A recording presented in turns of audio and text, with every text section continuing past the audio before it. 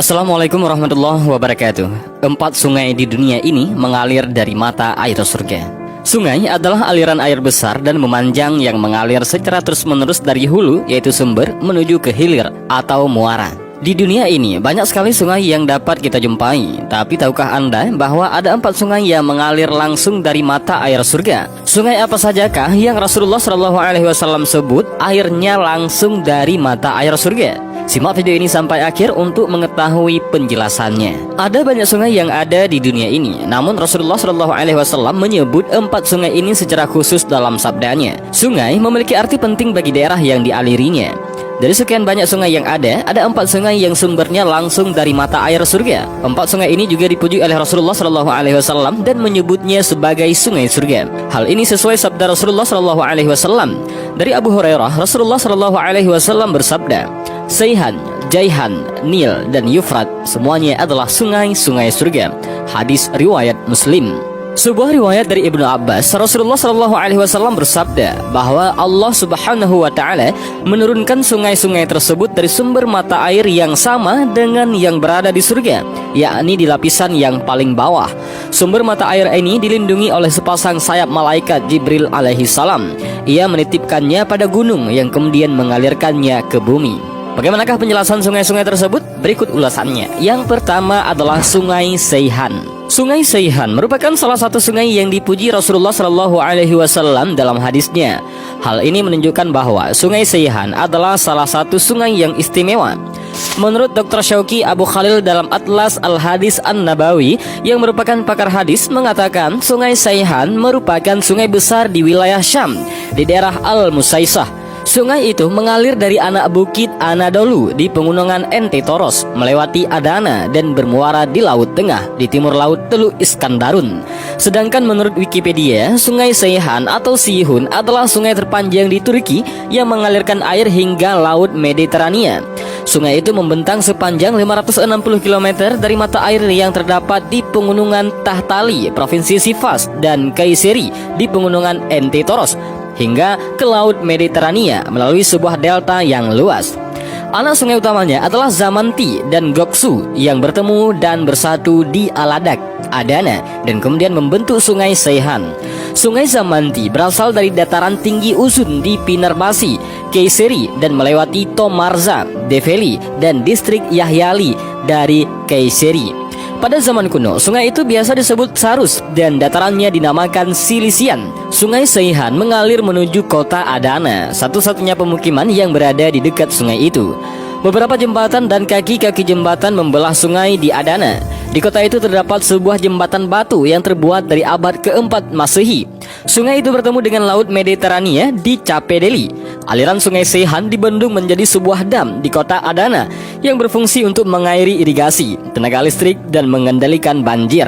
Di wilayah Yedigoze dan Katalan juga terdapat dam atau bendungan di aliran Sungai Seihan untuk kepentingan yang sama pula. Menurut Dr. Syauqi, dahulu umat muslim tidak berada di dekat sungai itu di wilayah pesisir Syam, kecuali di kota Adana, di sekitar Tarasus dan Al-Musaisah. Adana merupakan kota terbesar keempat di Turki. Kota itu adalah ibu kota provinsi Adana, Turki. Kota itu dikenal sebagai pusat pertanian dan perdagangan, terletak di pinggir Sungai Seihan. Kota Adana menjadi wilayah yang subur. Kota itu terletak sekitar 30 km dari Laut Mediterania, tepatnya di selatan pusat Anatolia. Jumlah penduduk di provinsi itu mencapai 1,6 juta jiwa dan menjadikannya sebagai kota berpenduduk terbesar kelima di Turki. Yang kedua adalah Sungai Jaihan. Sungai Jaihan dikenal pula dengan nama Amudarya yang merupakan salah satu sungai terpanjang di Asia Tengah. Di dunia barat, sungai ini terkenal mulai dari zaman Yunani hingga Romawi dengan nama Sungai Oxus. Orang Arab mengenalnya dengan nama Sungai Jaihan. Sungai ini memiliki panjang sekitar 2.540 km dan berbentuk dari persimpangan Sungai Fakash dan Panj. Sungai yang memiliki debit air sekitar 97,4 kubik kilometer per tahun itu mengalir dari pegunungan Pamir ke arah barat laut melewati perbatasan antara Afghanistan dan Tajikistan, Uzbekistan, dan Turkmenistan sebelum mengalir ke Gurun Karakum di Turkmenistan dan Uzbekistan. Sungai ini berakhir ke Laut Aral melewati delta yang luas. Seluruh airnya berasal dari pegunungan tinggi dengan curah hujan sekitar 1000 mm per tahun. Meskipun berasal dari sumber air berskala besar, penguapan musim panas menyebabkan tidak semua air yang mengalir di sungai itu mencapai Laut Aral. Salah satu sumber mata air Sungai Amudarya atau Jaihan adalah Sungai Pamir yang bersumber dari Danau Zorkul atau juga dikenal dengan Danau Victoria di Pegunungan Pamir. Sungai itu bergabung dengan Sungai Wakhan yang merupakan perpanjangan dari Sungai Panj. Sejarah mencatat pada periode-periode yang berbeda, sungai ini mengalir ke Laut Aral dan Laut Kaspia. Pada zaman dahulu, sungai ini dikenal dengan nama Faksu di kalangan orang-orang Indo-Arya. Dalam sejarah Afghanistan kuno, sungai ini disebut Sungai Khozan. Pada periode Sasaniyah di Persia Tengah, sungai ini dikenal sebagai Sungai Wehrot, yang secara literatur berarti sungai yang baik. Yang ketiga adalah Sungai Nil. Sungai Nil merupakan sungai terpanjang di dunia yang mengalir sepanjang 6.650 km ataupun 4.132 mil dan membelah sekitar 9 negara di benua Afrika. Dalam peradaban Mesir kuno, Sungai Nil memiliki peranan sangat penting. Daerah sedimentasi di sepanjang aliran Sungai Nil memiliki tingkat kesuburan yang tinggi sehingga memungkinkan penduduk Mesir mengembangkan pertanian sejak ribuan tahun lalu. Air Sungai Nil bersumber dari danau di wilayah Rwanda dan Burundi modern. Sungai Nil sangatlah unik. Setiap tahun akan meluap dan mengakibatkan banjir di sepanjang datarannya yang penuh oleh pemukiman pertanian. Banjir tahunan ini disebabkan karena hujan musiman yang lebat dan mencairnya gletser-gletser di puncak gunung. Setelah banjir tahunan, Sungai Nil surut akan meninggalkan endapan tanah yang sangat subur berbentuk lumpur tipis.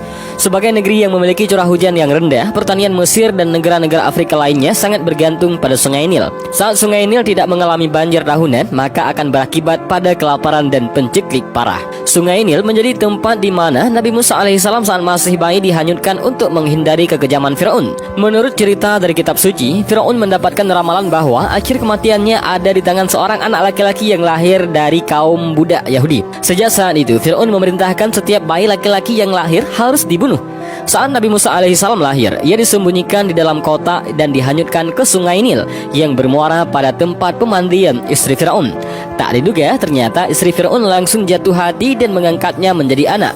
Pada saat Nabi Musa alaihissalam dan Nabi Harun mengajak Firaun untuk kembali ke jalan yang benar dan ditolak mentah-mentah, Allah Subhanahu wa taala menurunkan azab dengan mengubah air Sungai Nil menjadi merah darah. Pada saat itu air Sungai Nil tak bisa dikonsumsi dan menyebabkan kekeringan pada lahan pertanian penduduk. Yang keempat adalah Sungai Yufrat. Sungai ini banyak disebutkan dalam hadis. Rasulullah SAW bersabda, hari kiamat tak akan terjadi sebelum Sungai Yufrat mengering dan menyingkapkan gunung emas yang mendorong manusia berperang. 99 dari 100 orang akan tewas dalam pertempuran dan setiap satu dari mereka berkata, mungkin aku satu-satunya yang akan tetap hidup. Hadis riwayat Bukhari.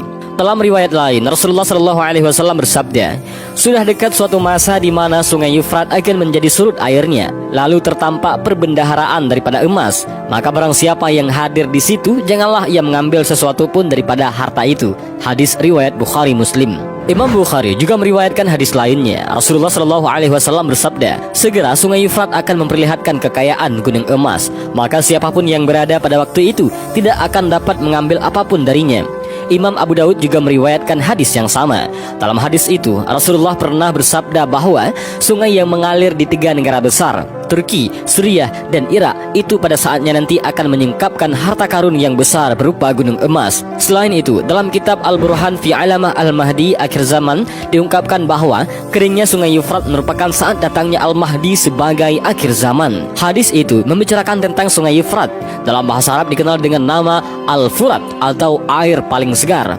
Menurut Dr. Syauqi Abu Khalil dalam Atlas Al-Hadis An-Nabawi, Yufrat adalah sungai yang mengalir dari timur laut Turki. Sungai itu membelah pegunungan Toros, lalu melewati Suriah di kota Jarablus, melewati Irak di kota Al-Bukmal, dan bertemu Sungai Trigis di Al-Qurnah yang bermuara di Teluk Arab. Panjang sungai itu mencapai 2.375 km. Dua anak sungainya, yakni Al-Baligh dan Al-Khabur, sudah mengering. Pada saat Nabi Muhammad SAW memprediksi masa depan Sungai Yufrat lewat sabdanya, wilayah subur di daerah Mediterania itu masih dikuasai oleh 2 kekuatan besar, Persia dan Bizantium. Sungai Efrat adalah garis batas alami dari dua kerajaan tersebut. Selain berada di kawasan Suriah dan Iran, kekuasaan Persia ternyata juga mencakup daerah Yaman hingga daerah di sekitar Laut Merah. Sedangkan Bizantium mencakup sebahagian Suriah, bahagian utara, dan Turki hingga Eropa. Seiring perkembangan zaman, dengan kebangkitan Islam dan bersatunya daerah-daerah di Arab, dua kekuasaan besar itu mau tidak mau menjadi terpengaruh. Islam menjadi kekuatan baru dan mulai menunjukkan taringnya pada masa Khalifah Abu Bakar. Gesekan pun mulai terjadi. Persia dan Bizantium tidak bisa lagi menganggap enteng kekuatan negara Islam. Kaisar Persia sempat mengirimkan pasukan untuk menyerang Madinah. Bizantium juga menyerang kawasan utara kekuasaan negara Islam yang mengakibatkan terbunuhnya Jenderal Muslim Zaid bin Haris. Pasukan Islam mulai menggenggam kemenangan pada masa Khalifah Umar bin Khattab. Saat itu, kekuatan negara Islam berada di atas dua kerajaan besar yang sudah ada sebelumnya itu. Selama 10 tahun, beragam pencapaian dalam dunia militer didapatkan. Pergerakan ke Suriah, negara yang dilintasi Sungai Efrat, dimulai pada era Umar. Sebahagian daerah yang sebelumnya dikuasai oleh Bizantium akhirnya berhasil ditaklukkan oleh kekuatan pasukan Muslim. Sementara itu, Persia merasa khawatir. Mereka sudah kehilangan kekuatan pada kawasan perbatasan di sebelah barat Sungai Efrat. Beberapa peperangan pun terjadi antara kerajaan Persia dan pasukan Muslim. Pada akhirnya Persia berhasil tunduk di bawah kekuasaan pemerintah Islam. Wilayah itu kemudian menjadi salah satu bahagian penting bagi penyebaran agama dan peradaban Islam di seluruh dunia. Penaklukan terhadap Persia inilah yang juga menandai awal mula peradaban Islam di sisi Sungai Efrat. Khalifah Umar bin Khattab kemudian membentuk wilayah-wilayah administratif untuk memudahkan proses pemerintahan. Beberapa wilayah itu adalah Makkah, Madinah, Suriah, Jazirah, wilayah di antara sungai Tigris dan Efrat di Irak, Basrah, Khurasan, Azerbaijan, Persia, dan Mesir. Setiap gubernur ditempatkan di daerah itu.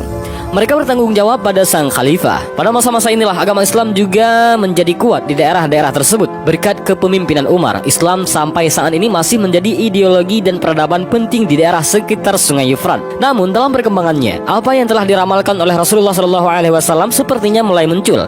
Berbagai polemik soal ketersediaan air dari sungai tersebut selalu mencuat di antara tiga negara yang dilaluinya. Pembangunan dam selalu menjadi permasalahan bagi negara-negara tersebut. Pembuatan dam di Turki berpengaruh pada debit air yang mengalir di Suriah. Pembuatan dam di Suriah akan mempengaruhi air yang sampai di Irak. Meskipun belum sampai pada tahap peperangan, perdebatan soal air ini masih saja terjadi. Banyak orang mulai khawatir bahwa ramalan Nabi Muhammad SAW pada akhirnya akan menjadi kenyataan. Ramalan itu telah disebutkan dalam hadis tadi, yakni Sungai Efrat akan mengering dan terjadi peperangan setelahnya. Dan inilah video tentang 4 sungai yang mata airnya bersumber dari surga. Mudah-mudahan video ini bermanfaat bagi kita semua. Amin ya rabbal alamin. Allahu a'lam bishawab. Assalamualaikum warahmatullahi wabarakatuh.